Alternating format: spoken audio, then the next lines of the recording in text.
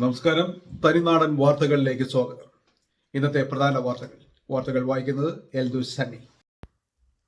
US ജനപ്രതിനിധി സഭ മുൻ അംഗമായ തുളസി ഗബാർഡിനെ നാഷണൽ ഇൻ്റലിജൻസ് ഡയറക്ടറാക്കുമെന്ന് നിയുക്ത American president Donald Trump. US പാർലമെൻറ്റിലെ ഹിന്ദുമത വിശ്വാസിയായ ആദ്യ അംഗമാണ് തുളസി ഗബാർഡ്. ഹവായിയിൽ നിന്നുള്ള മുൻ ജനപ്രതിനിധി സഭാംഗമാണ്.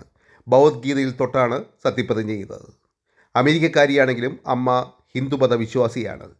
തുളസി അമേരിക്കൻ സമോവൻ വംശജയാണ്. ഇസ്രായേൽ സേന ഗാസയിൽ കനത്ത ആക്രമണം നടത്തി. ഗാസയിൽ മാത്രം മരണം 48. ബെയ്റൂട്ടിൽ കൊല്ലപ്പെട്ടത് ഏകദേശം 18ഓളം പേർ.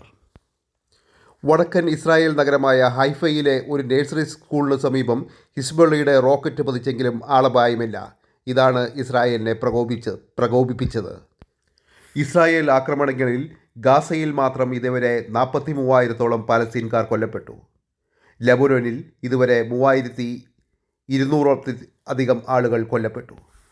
അമേരിക്കയിൽ പ്രസിഡന്റായി ട്രംപ് ജയിച്ചതിനു ശേഷമാണ് ഇസ്രായേൽ ആക്രമണം കടുപ്പിച്ചത്. ബ്രിട്ടനിലെ റോയൽ കോളേജ് ഓഫ് നഴ്സിംഗ് പ്രസിഡന്റായി മലയാളിയായ ബിജോയ് സെബാസ്റ്റ്യൻ. ഈ പദവിയിലെത്തുന്ന ആദ്യ ഏഷ്യക്കാരനാണ് ശ്രീ ബിജോയ് സെബാസ്റ്റ്യൻ. ബ്രിട്ടനിലെ ആരോഗ്യ മേഖലയിലെ ഏറ്റവും വലുതും ഏറ്റവും ശക്തവുമായ സംഘടനയാണ് RCN. ആലപ്പുഴ പുന്നപ്ര വണ്ടാനം സ്വദേശിയാണ് ബിജോയ് സെബാസ്റ്റ്യൻ.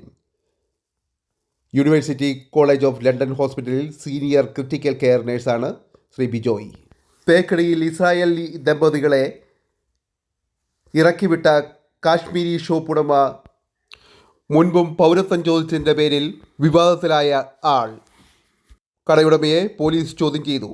വ്യാപാരികളെല്ലാം സംഘടിച്ചതിനെ തുടർന്ന് കടയടക്കേണ്ടി വന്നു കടയുടമയ്ക്ക്. കടയുടമകൾ കാശ്മീരിൽ നിന്നുള്ളവരാണ്.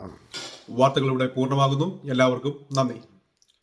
നിങ്ങൾക്ക് ചാനൽ ഇഷ്ടപ്പെട്ടെങ്കിൽ ഈ ചാനൽ സബ്സ്ക്രൈബ് ചെയ്യാനും കമൻറ്റ് ചെയ്യാനും ലൈക്ക് ചെയ്യാനും ഷെയർ ചെയ്യാനും മറക്കരുത്. Thank you.